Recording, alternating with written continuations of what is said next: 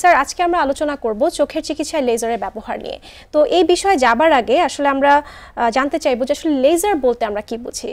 দেখো, লেজার হচ্ছে একগুচ্ছ শব্দের একটা সংক্ষিপ্ত রূপ বা অ্যাব্রিভিয়েশন। সেই শব্দগুলো হচ্ছে light amplification by stimulated emission of radiation. আচ্ছা, লেজার হচ্ছে এক ধরনের খুব শক্তিশালী আলোক রশ্মি, ভেরি পাওয়ারফুল লাইট রেস। তুমি শুনে অবাক হবে, যা দিয়ে একটা শহর পর্যন্ত ধ্বংস করে দেওয়া সম্ভব। আসলে লেজারের ক্ষেত্রে আলোক রশ্মিকে অনেকগুলো তরঙ্গ দৈর্ঘ্যে ভাগ করা হয়।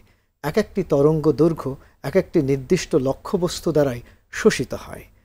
আমাদের দৈনন্দিন জীবনে লেজারের ব্যবহার একটি নিত্য নৈমিত্তিক ব্যাপার হয়ে দাঁড়িয়েছে। চলো ছবি দিয়ে আমরা দর্শকদেরকে সেটা বুঝিয়ে দেই।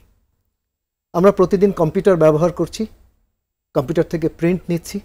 এখন সবচেয়ে লেটেস্ট যে প্রিন্টারগুলো, সেগুলো কিন্তু লেজার প্রিন্টার। মাঝখানে ছবিতে দেখো লেজার পয়েন্টার। তুমি জানো, বিভিন্ন ধরনের ওয়ার্কশপ, সেমিনার, সিম্পোজিয়ামে আমরা লেজার পয়েন্টার ব্যবহার করে থাকি। সবচেয়ে ডান দিকে দেখো বারকোড স্ক্যানার। আমরা যখন কোনো শপিং মলে কোনো পণ্য কিনতে যাই, সেই পণ্যের গায়ে বারকোড থাকে। এমনকি বিভিন্ন প্রতিষ্ঠানে যারা কর্মকর্তা কর্মচারী যারা রয়েছেন, তাদের যে আইডি কার্ড থাকে, এমনকি রোগীদেরকেও আমরা যে প্রেসক্রিপশন দিচ্ছি, সেখানেও একটা বারকোড থাকে। নিচের ছবিতে দেখো ভয়ঙ্কর একটা ব্যাপার। যুদ্ধক্ষেত্রে, সমরাস্ত্রের ক্ষেত্রে গাইডেড মিসাইল ব্যবহার করে, সেখানেও লেজার প্রযুক্তি। সম্প্রতি লক্ষ্য করো, গাজাতে যেভাবে অমানবিকভাবে মানুষের উপর বোমা নিক্ষেপ করা হয়েছে, আমরা এটার তীব্র প্রতিবাদ জানাই। অবশ্যই।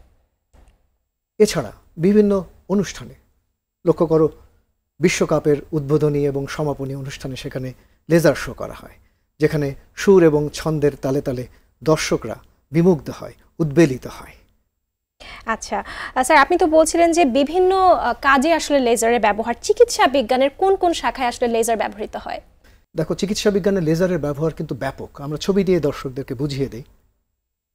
বিশেষ করে মস্তিষ্কের চিকিৎসাতে, নিউরোসার্জারিতে, এমনকি হৃদরোগের চিকিৎসায়। সবচেয়ে ডানে লক্ষ্য করো ডেন্টিস্ট্রিতে, দন্তরোগের চিকিৎসায়।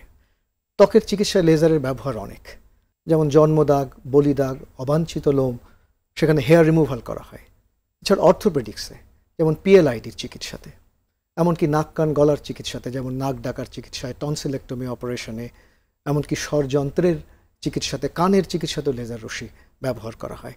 এছাড়া বিভিন্ন ক্যান্সারের চিকিৎসায়, ধরো জরায়ুর টিউমার, চোখের বিভিন্ন টিউমার রয়েছে, রেটিনোব্লাস্টোমা, করয়েডাল টিউমার, এই সব কিছুতেই আসলে লেজার রশ্মি ব্যবহার করা হয়। আচ্ছা স্যার, তাহলে চোখের কোন কোন রোগে আমরা লেজার ব্যবহার করি?